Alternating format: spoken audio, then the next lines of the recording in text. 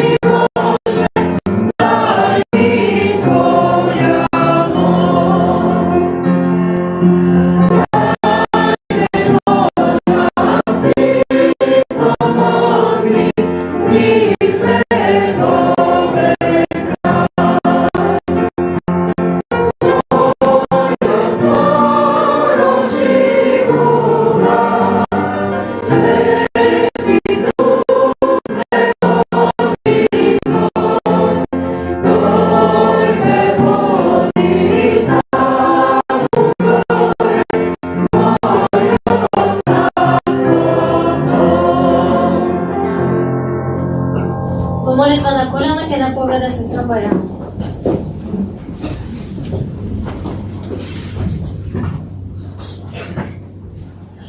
Татко Небесен, благодарим што можеме да дојдеме во Твојот дом и да го прославиме името Твое. Татко Небесен, благодарим што имаме ваква фамилија и што сме подршка едни на други и што може заедно да те славиме и заедно да те знаеме Тебе. Молиме Господи да во Твоето богослужение да секој што ти искочи на катедра да зборува за Тебе и од Тебе, те молам води го и да ги промени нашите срца, да може да видиме подобри луѓе. Во името на Исуса Христа те молиме. Амин. Амин.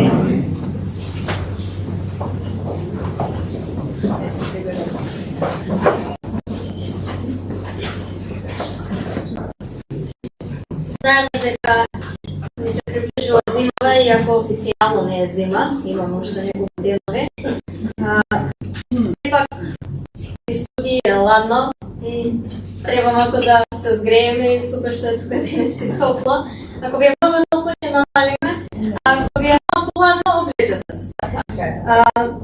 Сакам да споделам со вас една, да речеме, кратка илустрација која што зима нешто од оваа зима која што сите ние чувствуваме. Вели вака, кога е зима и кога надоаѓа снежна бура, која што ние одамна не сме имале тука во Скопје, која што не поклопува, не потрпува, нам ни е ладно и нашата цел е да се згрее. Кога ќе запалиме огин, се приближуваме до него се со цел да се стоплиме, за да не смрзне. И тогаш снегот околу нас се топи и го снегу. Но во моментот кога ќе се оддалечиме од оганот, нам ни е ладно и ние се смрзнуваме. Снегот повторно се појавува и не сме свесни дека се наоѓа до нашите колена и расте се повеќе и повеќе додека не не покрива. Истото е и со Бога. Кога во нашиот живот ќе наdoјдат бури, неврењи, проблеми, ако му се приближиме на Бога, неговата љубов нас не грее и ни дава сила да продолжиме понатаму и да ги стопиме сантите со лед.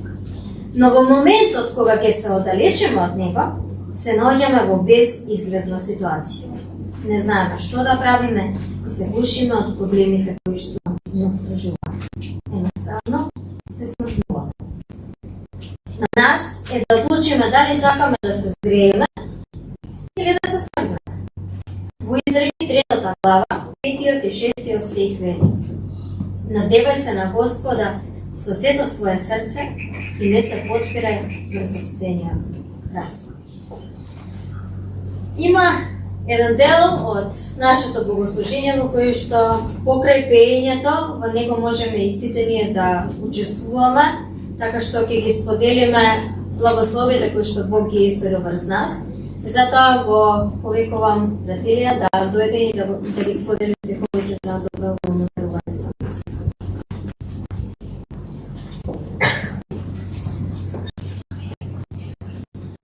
Сакувам мир и Божи благослов ова саботно утро и дневна. Стих за дар ова утро наоѓаме во 2 Коринќаните, 9 глава, од 10 до 13 стих. А оној кој му дава на сејачот семе и лев за храна, тој ќе го умнежи и семето ваше, и ќе ви даде да изобилуваат плодовите на вашата правда. Па во се да се збогатите за секаква дарежливост, која преку нас предизвикува благодарност кон Бога. Бидејќи извршувањето на таа служба не само што ги надополнува потребите на светиите, туку и во мнозина предизвикува обилна благодарност кон Бога. И тие, користејќи ги плодовите од таа служба, го прославуваат Бога за вашето покорно исповедање на Евангелието Христово и за щедроста на заедницата со нив и за сите други. Во собирањето на дарот ќе ни помогнат Зорки и Ангел.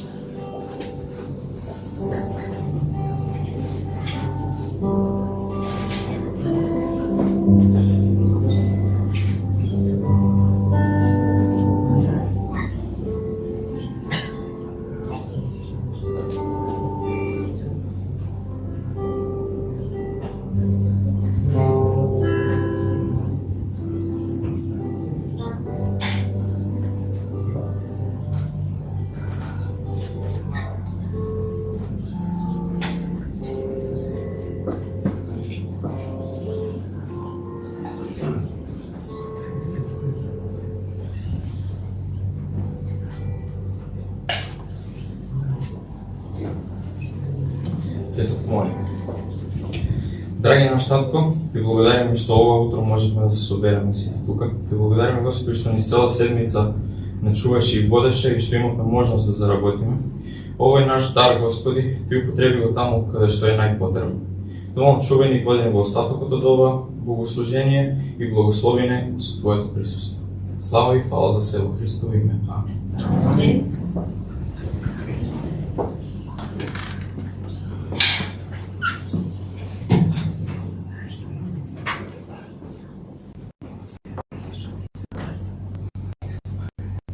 Има една голема радост која што се случила на оваа земја пред повеќе од 2000 години. И навистина е голема радост за секој еден кој што ја прифати таа радост. А радоста за која што зборуваме е Христовото раѓање. Токму за тоа зборува и песната која што ќе ја отпее хорот и затоа ги повикувам да истапат и да испеат песната Радост за цел свет.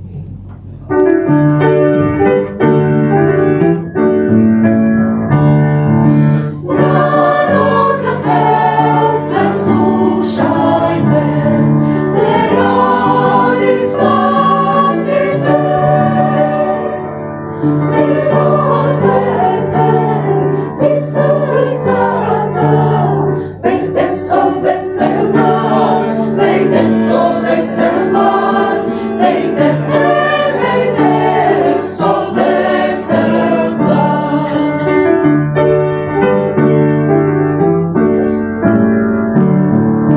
Rado sa cel svet slušajte, se rodi spasitelj.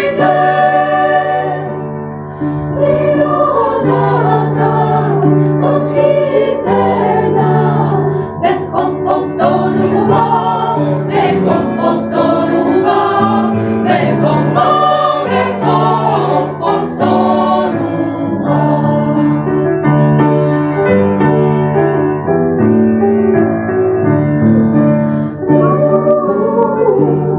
И одеднаш Господов ангел им пристапи.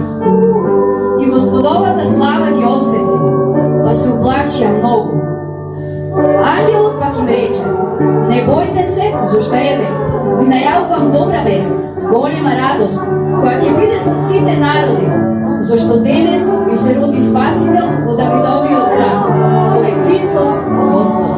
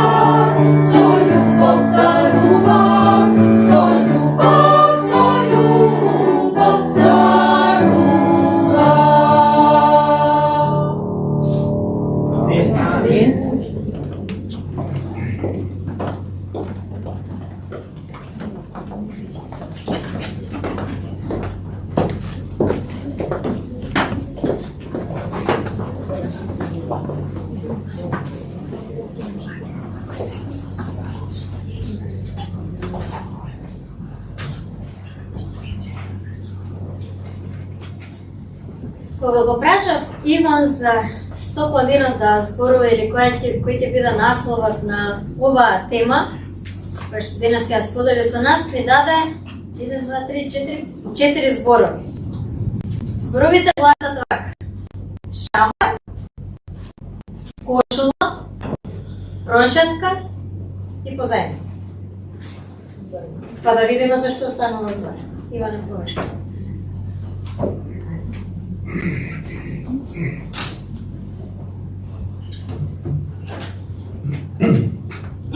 Meni je uvijek jako prijatno ovdje, sad ne znam da li samo zbog temperature, mislim da nije, i zbog toga što sam navio u sustav da bi stigao na vreme, pa mi se prispavalo, ali mislim da nije to. U svakom slučaju uvijek se osjećam prelepo kad dođem u Skoplje i mislim da je zapravo to brojena razlog zašto se osjećam ovako opušteno. I dobro, sad ću probati da se probudim ja malo i vi. Možda će šamar da dođe da bi se ja probudio, ali to nećemo da probamo sad. Ono što ćemo da radimo jeste da se pomognemo zajedno i da zaradimo u Božoj reči da poučavamo. Zahvaljujemo ti, Oče, za ovaj dan i za prednost i priliku, za to što možemo da čitamo reči koje su tako stare, a tako aktuelne.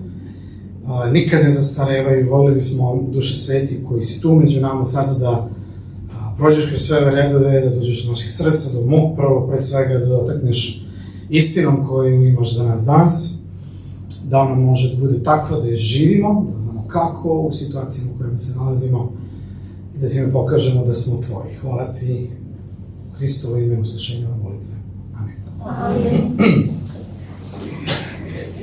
U okviru propovedi na gori, Isus govori o tome kako da, pošto živiš u Božjem carstvu i sada si blagosloven zbog toga što si deo njegovog carstva, možeš da se ophodiš prema ljudima koji su te povredili.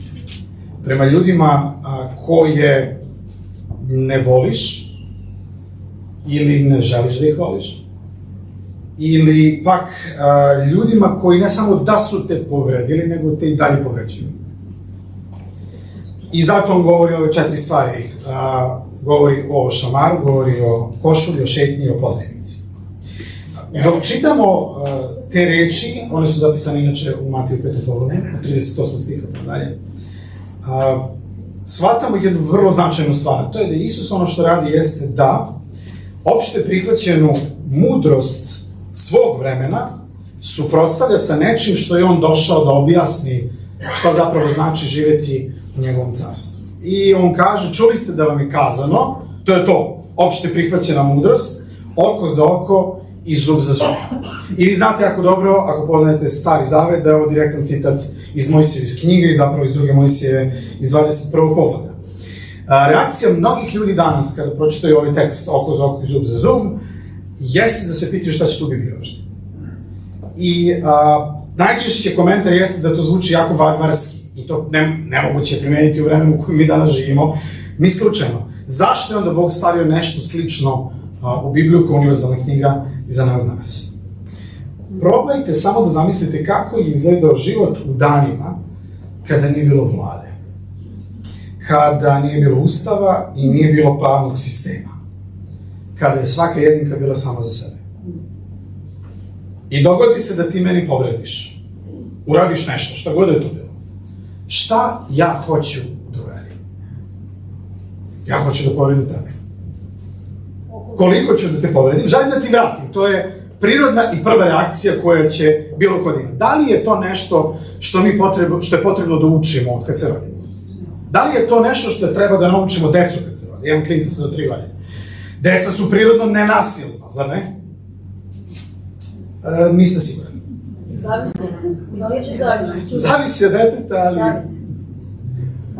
Prirodna reakcija čoveka, duboko useđena u nas, jeste povredi me i ja ću te povrediti. E sad, koliko ću te povrediti? Pošto si ti mene povredio, pa koliko budem hteo, a da prođem nekažnjeno.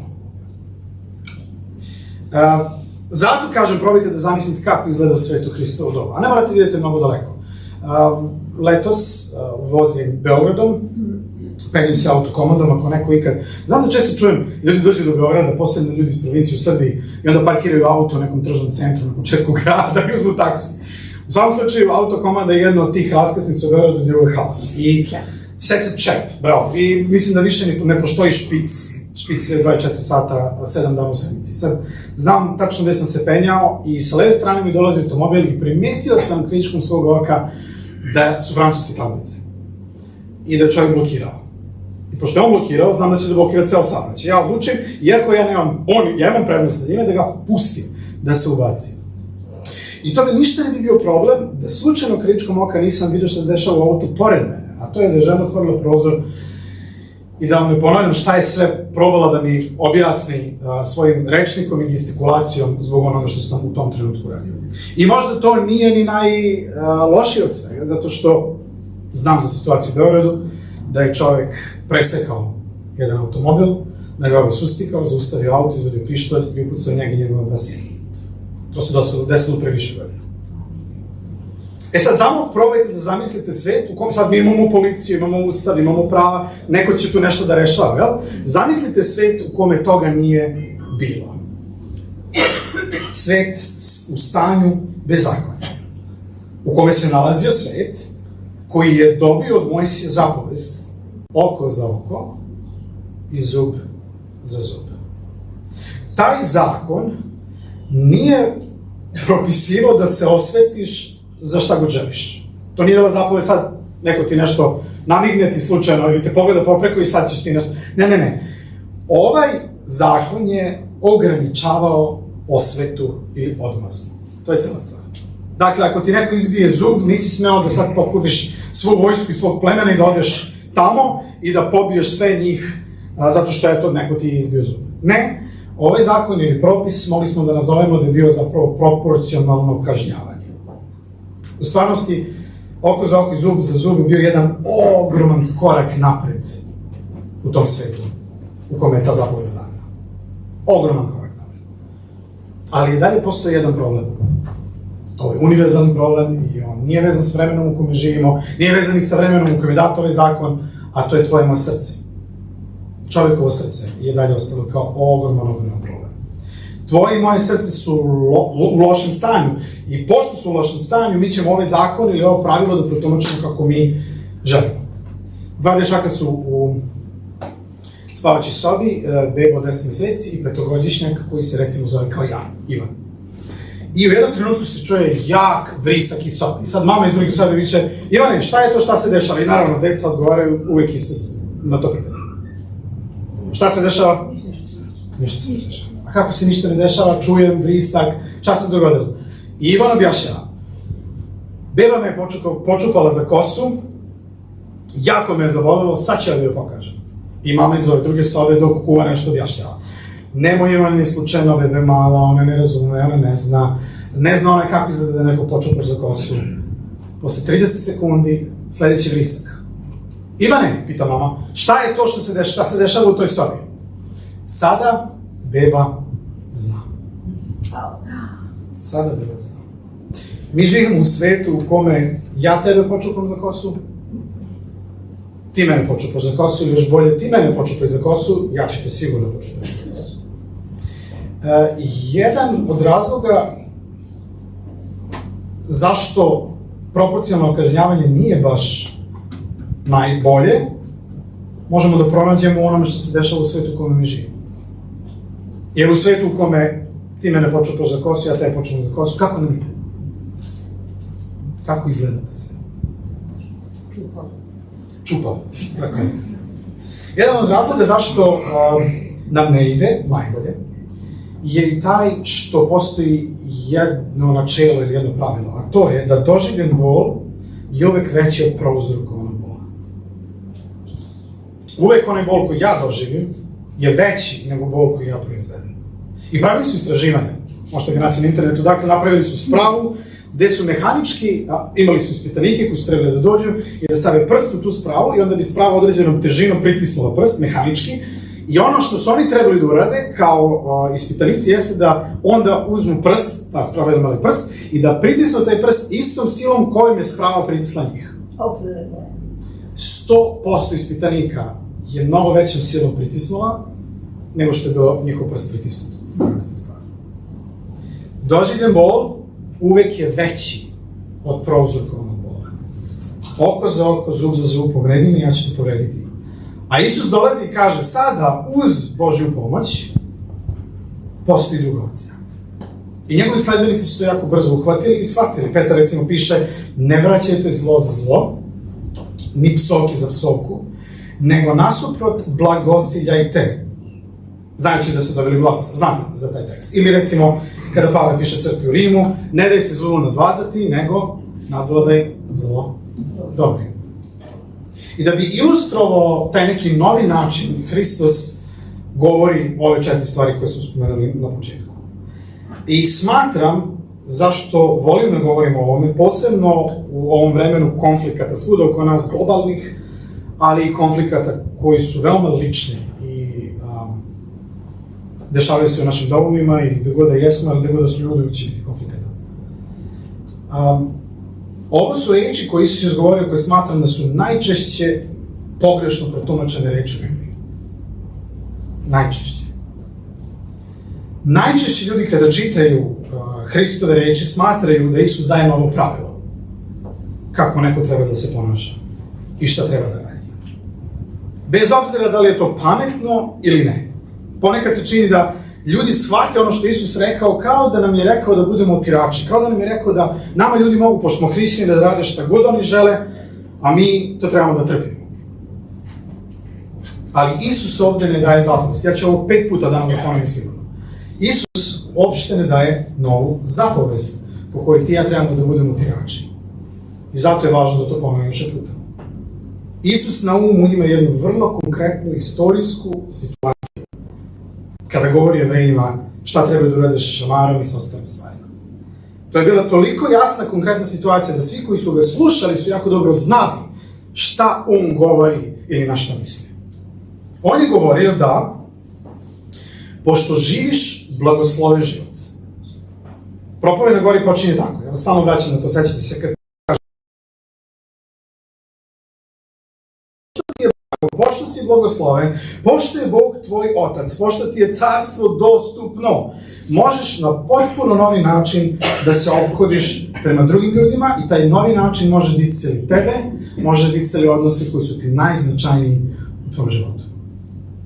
I zato Isus hoće da nam pokaže šta možemo da uradimo sa u 4 različite situacije koje on koristi u to vreme. Zato kaže, čuli ste da vam je kazano oko za oko i zub za zub, ali ja vam kažem, nemojte tako, nemojte da se svetite, nemojte da, ako te neko povredi, da ga ti povrediš. Umjesto toga, ono što možeš, Isus kaže, jeste da uradiš sledeće. Ako te neko udari po desnom obrazu, ukreni mu i drugi. Još jednom pomenem. Isus ovdje ne daje pravilno ili zapravo po kojoj svaki put kada dođe do svađe, ti si onaj koji trebaš da pritrpiš. On ne kaže, ako te neko udari, ti stoji mirno i nek nastavlja da te udari. Je to jasno vama? Okay. On opisuje konkretnu situaciju. Evo zašto. Postoji jedan ključan detalj koji može da nam pomogne u ovom tekstu. Zašto kažem da opisuje jednu konkretnu situaciju koja se te dešava. Isus kaže, ako te neko udari, ne samo po obrazu, šta on kaže? Ako te neko udari po svom desnom obrazu, ako te neko udari po desnom obrazu, zašto Isusu bilo toliko važno da te udari u levi ili desni obraz? Mislim, realno, ako se s nekim tučeš ili neko vučak za kosu, zar je to toliko bitno? Za Isusa je bilo vrlo bitno. I zato on kaže po desnom tvom obrazu. Evo zašto. U Isusovo vreme društvo je bilo opsednuto čašću i sramotom. Su bile dve najveće vrednosti tog društva. Zato je, recimo, to što je Hristos bio razapet, i bio razapet go, nadam se da niko neće sad ovdje kamenovati, ali to je bila najveća sramota, jer to je istorijska činjenica. Za Jevreje, zato je to bila sablazan. Znate kad Pavle piše, za Jevreje je krst sablazan. To je za razlog zašto je bila. Jer sramota je bila ogromna na Hristu iz mnogih razloga, ali to je bio poseban kulturološki razlog. Sramote čas su bili vrlo važni. Toliko su bili važni Hristovo dobro da su bili u osnovi ponašanja društva. Ako bi neko napao nečiju čast, to je bila osnovna stvar. Smatralo da je leva ruka nečista. Ako čitate drugu Mojsiju i treću, znaćete zašto.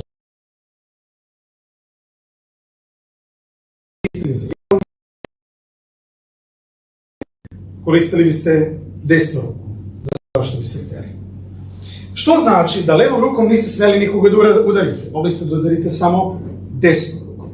Da biste nekoga desnom rukom udarili u desni obraz, kako ste morali da udarite? Nabački. Kod nas se to zove slepački, ne znam kako vi to imate. Nije, a? Slepački. Ok, iz lakta, kako je moj čale znao. Ponižavajuće. Ponižavajuće. Ovo je ponižavajuće. Ovo je ponižavajuće, ovo je vaspitno, i mi čak imamo tako. Ok, sam udarac je bio bolan, naravno, jer imate zamah i zalet, backhand, ali to nije bilo poenta. Udarac u čas je bio mnogo veći problem. Sa takvim udarcem cilj je bio da poniziš osobu koja je preko puta tebe. Da je spustiš u javnosti. Udarac spoljnim delom ruke je nešto što ste mogli da koristite ukoliko ste želi da udarite osobu koja je u to vreme bila na društvenoj lestvici ispod vas. To je moglo da bude rob, moglo da bude dete, čak i žena, izvinjavam se, pričam o kulturi vremena tog u kome je Hristos živio. To je jedino što ste mogli da udarite. Ali nikada nekoga ko je na istom statusnom nivou kao što ste vi ili koji je iznad vas. I zato Isus kaže, ok, recimo da ti odlučiš da postaneš moj sledbenik.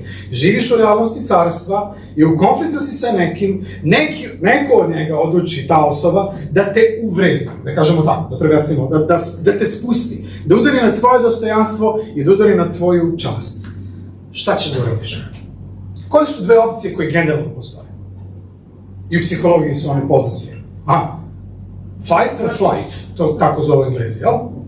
Da udariš, da ti sad uzvratiš istom merom, ili da pokupiš pinkle i da tutanj, da pobegneš odatle. Okay? Kao žrtva.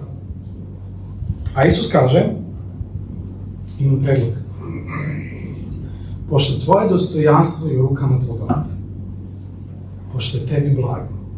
I valjda sve ovo što Isus govori ovde, nema tebi i meni nikakvog smisla ukoliko ne živimo u skladu sa ovom činjenicom. Ukoliko ti i ja ne živimo u skladu sa činjenicom da je nama blago, da smo mi deo nebeskog carstva, da je tvoje i moje dostojanstvo sigurno u njegovim rukama, sve što Isus ovde priča tebi i meni neće imati nikakvog smisla. ovoj kulturi koja je pored nas, sve ovo što Isus kaže, nema nikakvog smisla. Ali ako si ubeđen u tu činjenicu, da tebi je blago i da ništa ne može da ti oduzme tvoje dostojanstvo ili ono u rukama tvojeg oca, onda Isus kaže, imam prednost tebe. Možeš da budeš kreativan. Kreativan tako što možeš da ostaneš da stojiš tu gde jesi i da okreneš drugi obraz. E sad, ako to uradiš, osoba koja je preko puta tebe dobija poruku, a poruka je sledeća.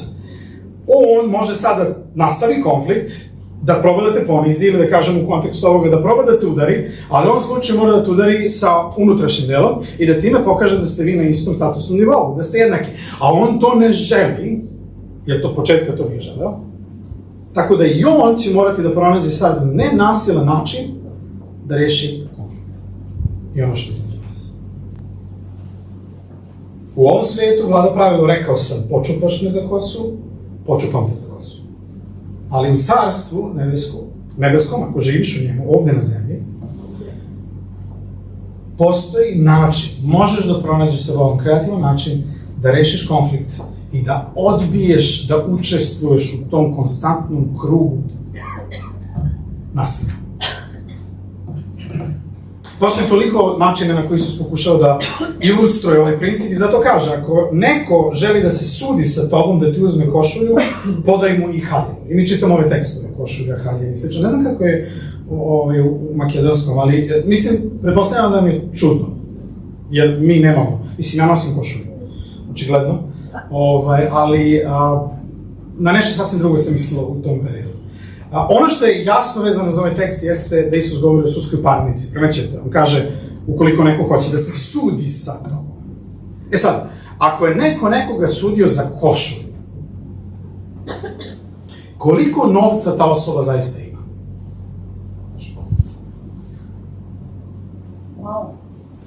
Ništa, ja bih rekao. Ništa. Nema ništa. Radi se o nekom koji je strašno siromašan. Neko koji je verovatno sedeo u masi tu, znate da je Propoved Gori slušao brdo ljudi koji su bili tu. Neko koji je sedeo tu, verovatno i bio tu. A Isus kaže, toj osobi, nemaš razloga da brineš. Otac se brine za tebe.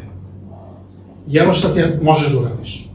Ukoliko te neko tuži za košulju, daj mu i haljinu ili grtaš. I ja mislim, ovo je strašno da je verovatno učenje koje je Isus izdao. Prvo, evo zašto. Koliko puta često u Novom Zavetu nailazimo na reč pantalone? Nema? Nisu ih nosili. Što znači nije biblijski nositi pantalone? Ja kršim biblijski princip, nosim pantalone. Ne postoji ni jedno mesto u Bibliji. Naravno, zato što ih nisu nosili, lepo to kažete. Ono što jesu nosili su košulju. Prevod za košulju nije bilo ovako fancy, mada moja nije ne znam koliko fancy, ali hoću da kažem, nije bilo poenta da ona bude ovakva, košulja je zapravo bila podmajica. Donji veš. Pod košulja. Bravo, hvala, to je to. A haljin je bio drugi deo njihovog dvodelnog oblačenja, nisu imali više od toga, nisu dva dela. To je bio grtač koji išao preko, kojim su se vezivali. Siromašni su nekad morali da daju svoju haljinu u zalog, da pozajme novac, da probaju da zarade hleb taj dan i da onda vrate od koga su uzeli novac i da dobiju haljinu nazad. I vi imate u Starom Zavetu, sećate se, siguran sam zakone koji to propisuju, da kad dođe veče mora da se vrati nazad. Razlog, pa taj će neko da se smrzne, znači da se pokrije. Druga Mojsija, recimo, ako pozajmiš novac nekom između tvoga naroda koji upotrebi, nemoj da to da gledaš kao poslovnu priliku, parafraziram. Ako uzmeš haljinu svog komšije, kao zalog, vrati mu do zalaska sunca. I ne znam da li primećete, kad čitate ovaj tekst, to je druga Mojsijeva 22, od 25 do 31. Kraj teksta. Kada povičeh meni, čuću ga, kaže Gospod, jer sam milostiv. Ako mu nisi vratio. Ja mislim da je to poenta tog dela da je tebi meni blago. Propovedi na gori. Nama je blago. Zadnji deo. To je ta radosna vest. Bog je tu, Bog je prisutan, on je toliko realan da je tebi i meni blago. Ja sam milostiv. I zato je ovo predloga, kaže Isus. Ti si u takvoj situaciji, siromašan si, neko te odvede na sud, uzmi ti košulju, a ti jako dobro znaš da nebeski Otac se brine za tebe i ono što možeš da uradiš je sledeće. Evo predlog za tebe. Daj mu i haljinu. Možeš da kažeš toj osobi, znam da si siromašan i da ti je teško, evo, izvoli. E sad, šta se dešava sa mnom ako mu dam i haljinu i košulju? Mislim da je jasno, ne? Ostajem govorim. A biti nag u Izraelu, kao što sam spomenuo malo pre, za Isusa prije mene je bila strašna stvar. Pitanje časti. Strašno poniženje. Inače, ovakve stvari, to se inače zove u teoriji odglumljena poruka. Ovakve stvari su proroci u Starom Zavjetu često radili. Sećate? Neko je ležao 360 dana na jednoj strani, pa se oženio prostitutkom drugi i tako. Znači, neke drastične poteze Bog hteo da urade proroci da bi odglumili drastičnost poruke, da bi ona došla do ljudi. Samo želite ako neko ostane nag u Izraelu i sad kad bi neko ostao nag. Ali, razumete koliko je to bila jaka poruka. Jaka poruka. Te neko odvede na sud. Daj mu i haljinu posle košulje i svako će jako dobro da zna. I poenta kao da Isus želi da kaže jeste da cilj je da pomogneš drugoj osobi da shvati, da se opameti, da bi odnos mogao da bude drugačiji, da bude se popravi. I uzgled bude rečeno, ovo možda ti ne uspe. Ništa od ovoga što Isus govori, zato kažem, to nije pravilo, to nisu zapovesti. Ništa od ovoga ne mora da uspe, ali Isus kaže probaj. Probaj. Jer često mi hoćemo da čujemo formule. Ja danas ne govorim o formulama. Znate, 5 stvari pomešaj, teo ti nešto zavjerujem, jako voli da kuva. I onda, sad ne znam, nabraja često, uzmeš vodu i brašno i kako se pravi hleb, to se pomeša. Često hoćemo to u hrišćanstvu, znate, dobijemo 5 jednači, miksaj i to je... Ne, Isus ne govori o tome, on govori o principu.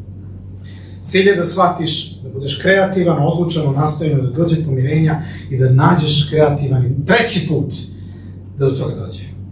I možda iznad svega da shvatiš da nisi žrtva. Mi često upadnemo u taj mentalitet žrtve, da shvatiš da nisi žrtva. Ti nisi žrtva, zato što imaš nebeskog Oca i nikad nećeš biti žrtva. Jer ti je drugačiji život dostupan. Bog je tu, on je tu za tebe. To znači da ti je blago da živiš u njegovom carstvu. A on Isus kaže, da ću vam još jedan primjer. Ako te neko natera da ideš s njime 1 milju, 1000 koraka, evo predloga, idi 2.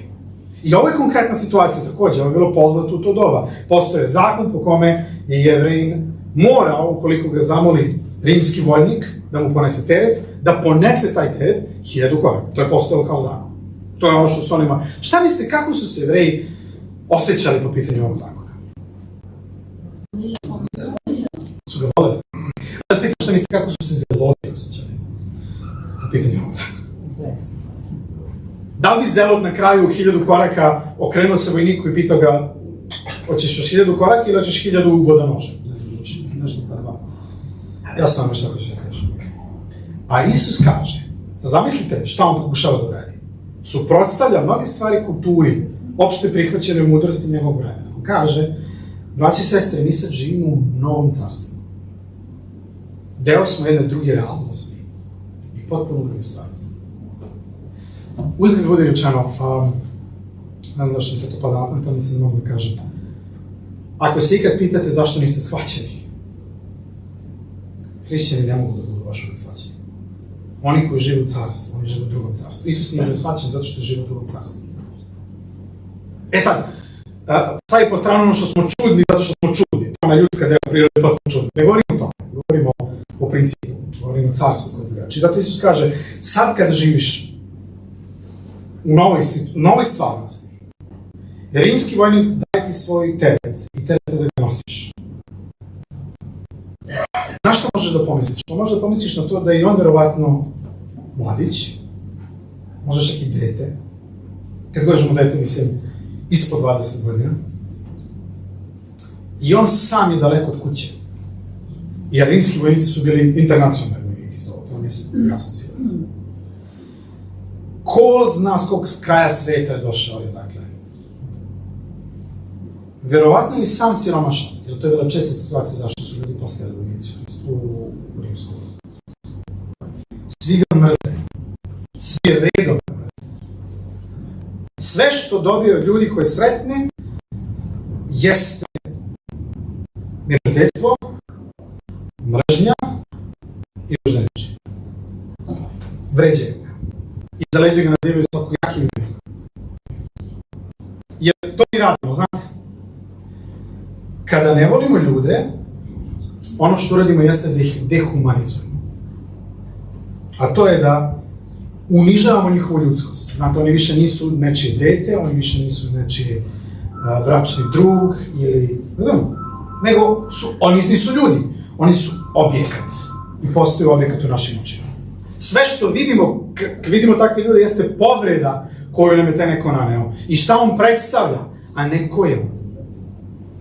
Ne vidim ga kao nečeg sina, prijatelja, oca, šta god. I zato Isus kaže, evo predloga. Rimski vojnik ti tera da nosiš tovar 1000 koraka, a kad se navrši tih 1000 koraka, okreni se prema njemu i pitaj ga, jer ti treba pomoći još 1000 koraka. Ne znam da li uspijem da vam dočaram koliko su ovo bile opasne reči koje su se izgovarale, koliko su bile drugačije. Kako ga volim zbog toga.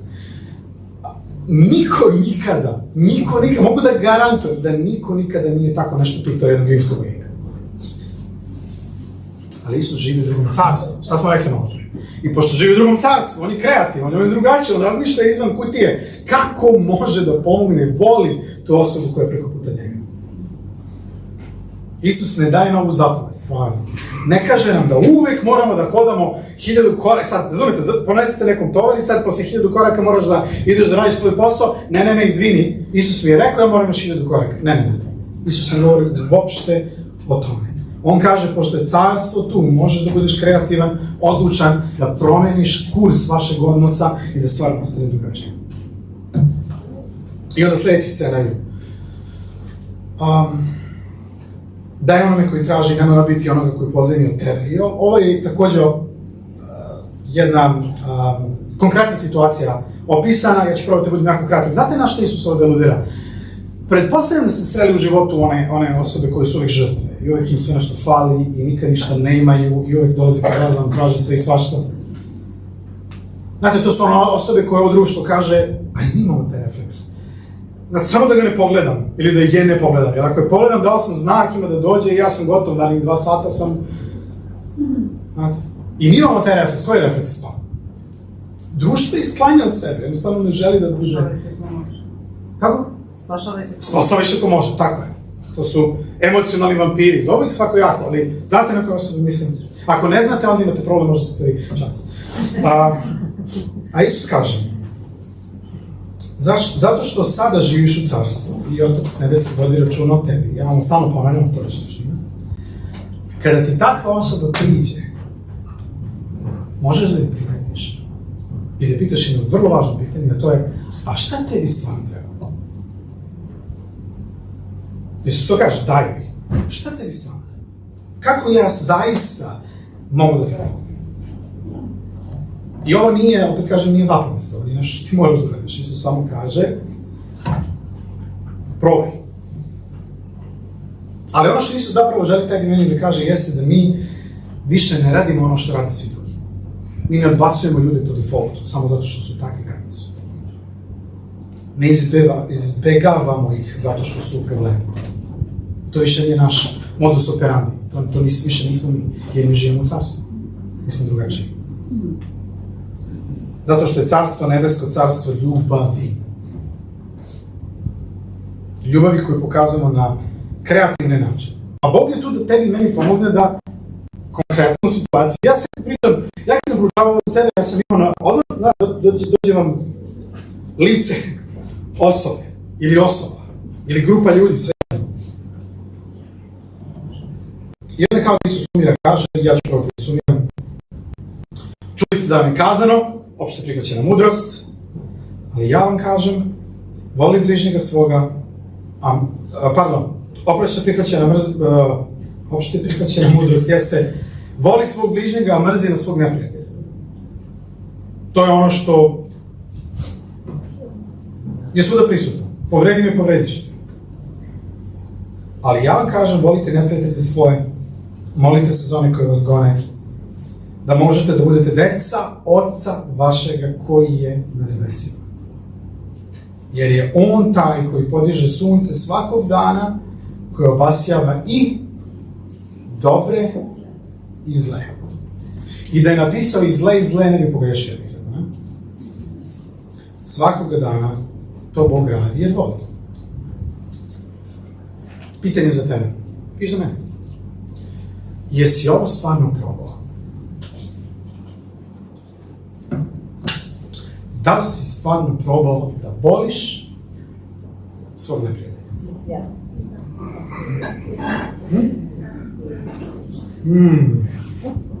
Okay. Znate da ja iskreno mislim da postoji samo jedan koji je stvarno probao.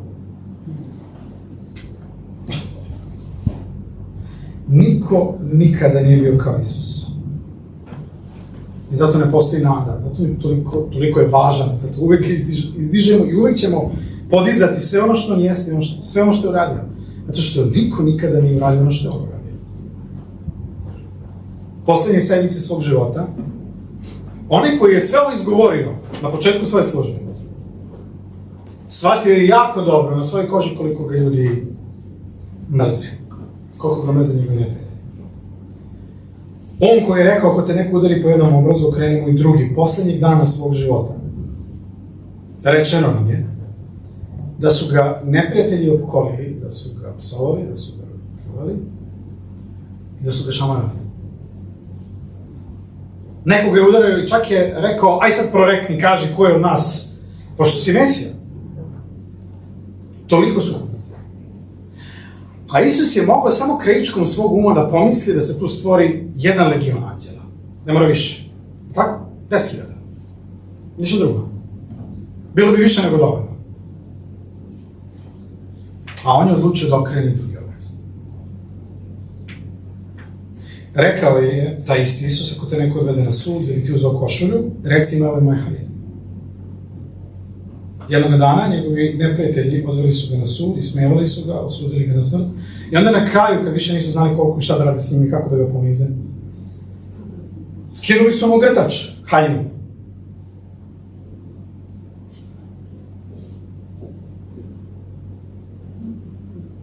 I košulju. I nisu hteli da cepaju stvari, sećate se, nego su bacali kocke da uzmu komadu, bez veze. Ozveli su ga na sudu, uzeli su mu košilju, Isus je rekao, evo mi moja haljina, uzmite sve ako vam treba. Taj isti Isus je rekao, ako rimski vojnik jednog dana dođe do tebe i traži tebe da hodaš 1000 koraka, pitaj ga. Jednog dana vojnici su došli po njega i prisilili su ga da nosi njegov krst, sve dok više nije mogao da ga nosi. I tada nam se kaže u Mateju 27, da su na putu sreli Simona iz Kirine i prisilili su ga da nosi krst. Ista reč, da nosi, jako zanimljivo, u grčkoj ovde, je ista reč koju Isus koristi kad kaže, kad objašnjava u Mateju 5. pogledu, da treba da nose teret rimskog vojnika.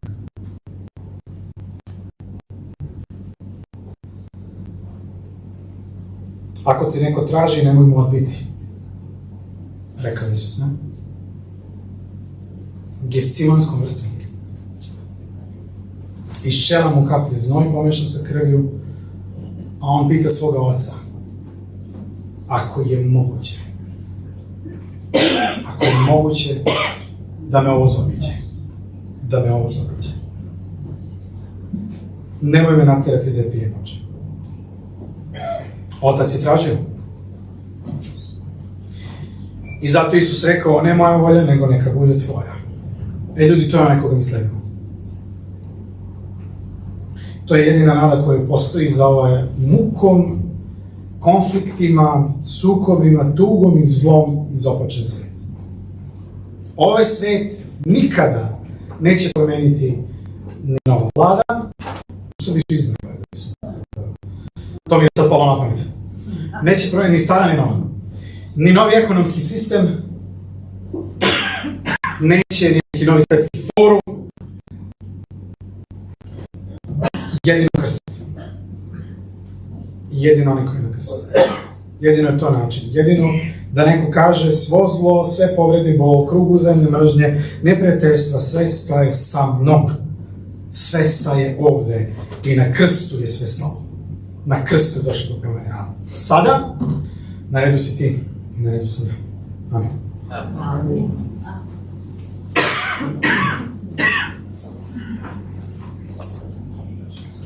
Му благодариме на брат Иван за пораката. На крајот од ова наше богослужение ќе испееме една песна која што верувам дека ви е доста добро позната на секој еден од вас. Да не се гледа ќе уклучиме. Текстот ќе биде на презентација. Песната е Никола не е речена.